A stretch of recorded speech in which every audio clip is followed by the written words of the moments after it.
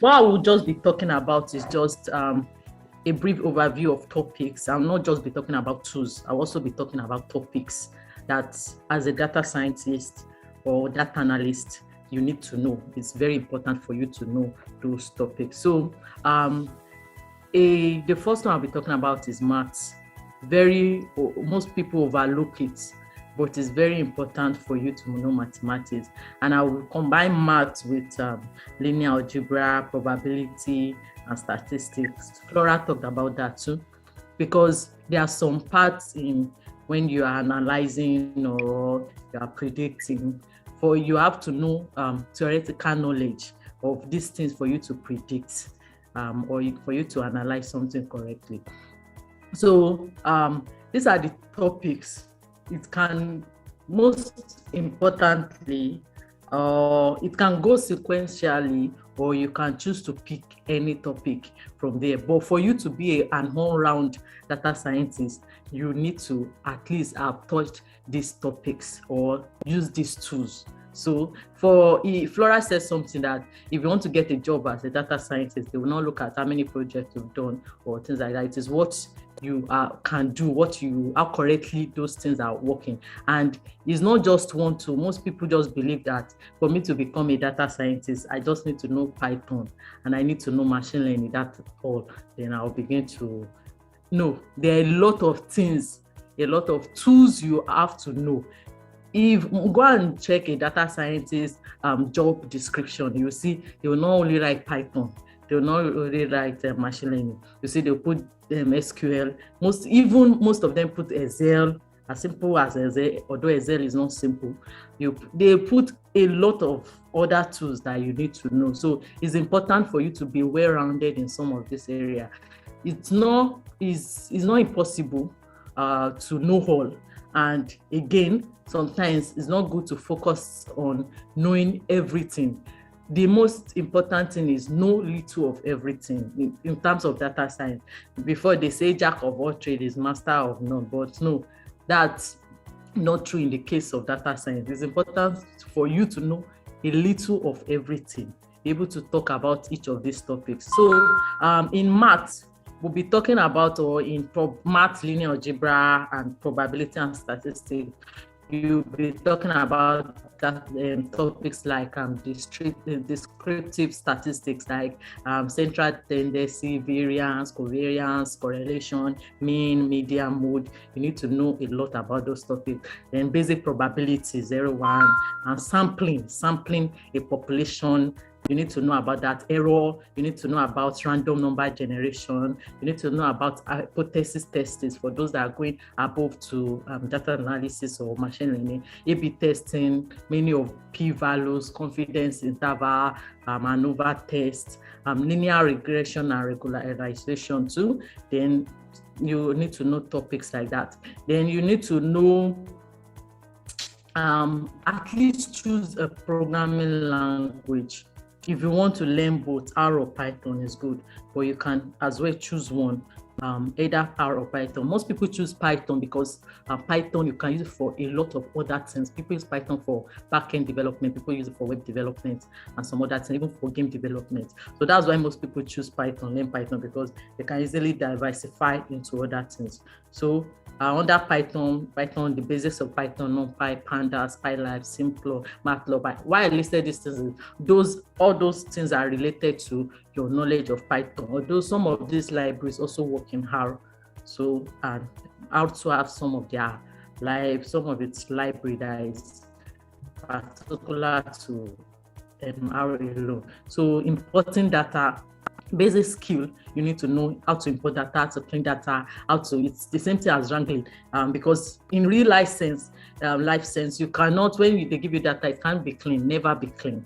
It can never be clean. You have missing value, you have values that are not even correlated. Since even different data types just jam-packed together, you have to know how to work with those data types, clean it, deal with the missing values and things like that. And also future engineering, very important part of data science. It will save you a lot of stress if you can do your future engineering very well. What is future engineering? It's simple as you have some features in your data set. Sometimes those features, they are just there for their sake. It doesn't relate to your data. Maybe you want to analyze how far or the price of an house, the popular data type, the price of an house. So you now put the names of people that have lived in the house. It's part of the data set.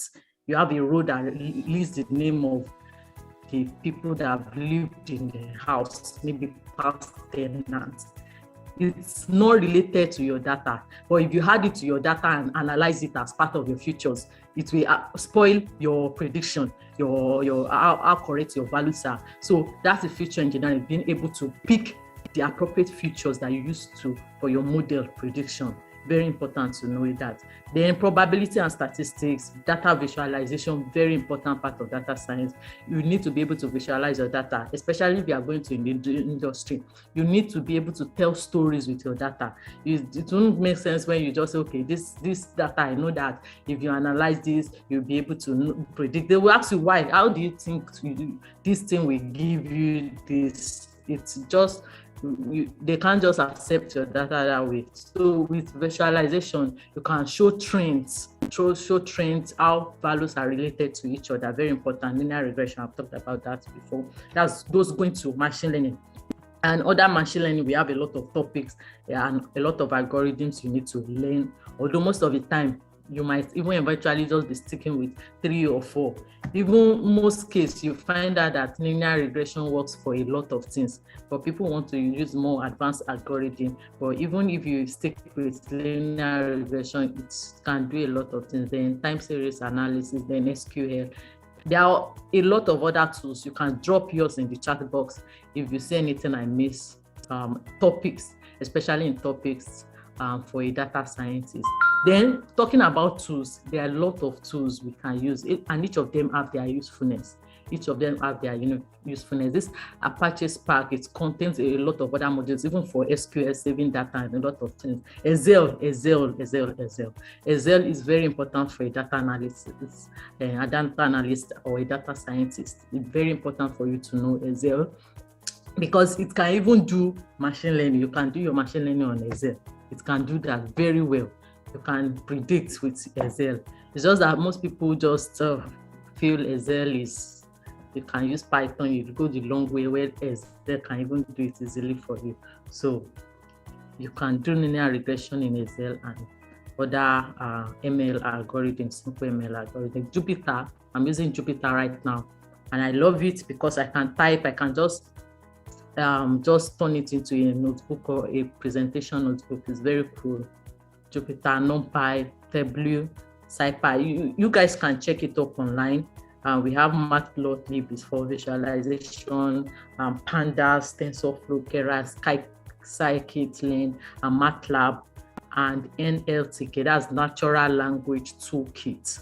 So that's those that want to go to machine learning for natural language processing. These are some of these tools that you will need as a machine learning engineer or a data scientist for you to deploy it. Because if you are just building your model, nobody is using it for prediction, no industry is using it. You are just as well, unless you are going to academics like I'm doing presently. I'm into academics. But if you want to deploy your model, you want to turn it to an app, you want it to turn it to a tool that an industry or someone can use it accurately for prediction, and there are some tools that are important you need to know how to use that will help you for model deployment. So then there are some textbooks, although I didn't mention all, but these 3 are those that come to my mind easily because I use them every time I tell those just coming into data science. Python for everybody, very easy. I love the book because you can easily learn Python on your own with this book. Python for everybody, you can learn Python on your own. Then Introduction to Statistical Learning, and then Machine Learning with Scikit-learn and TensorFlow. That's another book. So I'm going to join this drive. This is my personal drive. I have a lot of resources, especially books. I work with books. There are some people that love watching videos, but I believe more in books because there's no amount of videos. Videos can go for hours and hours. still yet they won't be able to capture all that is inside a book. So I love using books. So this folder contains a lot of material, especially books. I think there's a curriculum guide there. There are a lot of books on statistics, for machine learning or data science, for Python, for machine learning algorithms. So I'm going to drop it in the chat box so that you guys, I think it's public already. I'm not sure. Wow, if it's not public, I'll make it public. So anybody you want to check resources, I have up to like 20 or 30 books that I can't remember, but I will even upload more so that, and I will also tag those are important, maybe sequence that you want to read books that will help you along your journey. I'll also tag it there. So I'll drop this in the chat box. You guys can go there and check out resources. So if it's not public, you can just let me know so that I would make it public. So, and also my GitHub page, I think I did put up some tasks. I do put on, I teach beginners. So there are some tasks that is there for, maybe you want to add beginners project, maybe games, Python games, this and that, all those simple data analysis and projects. You want to add it to your GitHub page. You can just, or you want to do them, you can just go on my GitHub page. I'll add more during the week when I have time. I always do forget to add projects to my GitHub, but I'll try to add them this week so that you guys can also go there. So I think that's all. Everything, Google is your friend. A lot of resources, a lot of tips, guidelines, materials on Google. Just search on it. You see on Google, you see a lot of things that will help you. And it's not, as I said, I'm still learning. Everybody is still learning. It's not possible for you to know everything in a day. The truth is that if you want to be a well-rounded data scientist, it's not a year, it's not 2 years. It's not 2 years, but people want to jump the stage. They want to be a data scientist by 1 year. I mean, it's possible. It's possible. Maybe that's what you do 24/7 of every day. You read, you practice, you do projects. It's possible. It's possible. But I'm just saying that you just take a step at a time. Don't get discouraged, because most people in data science get discouraged when after 6 months they are not getting a job. If you are learning programming, I trust you. If you can do your programming well by 6 months, I'm sure you get at least an internship for programming, maybe software program web. But data scientists, it's not easy to get a job. The first thing is internship, then later you now get, so it's a step at a time. Don't get discouraged and say, I'm not making money, because most people, I have a lot of people that tell me that I want to go to data science. Why? Because I want to make money. It's not like programming where you can just come into it and start making money. It's a process, but if you can stick to that time, stick to the time of learning, doing a lot of projects, I'm sure by the time you are now well-rounded, the money you'll be making will be times 2, times 3 of that of software programmers. I'm not saying software programming is not, it's beautiful too. I have a lot of programmers friends and they are making a lot of money too. So I'm just saying it's a process, step by step, and we all get there. So thank you so much for that.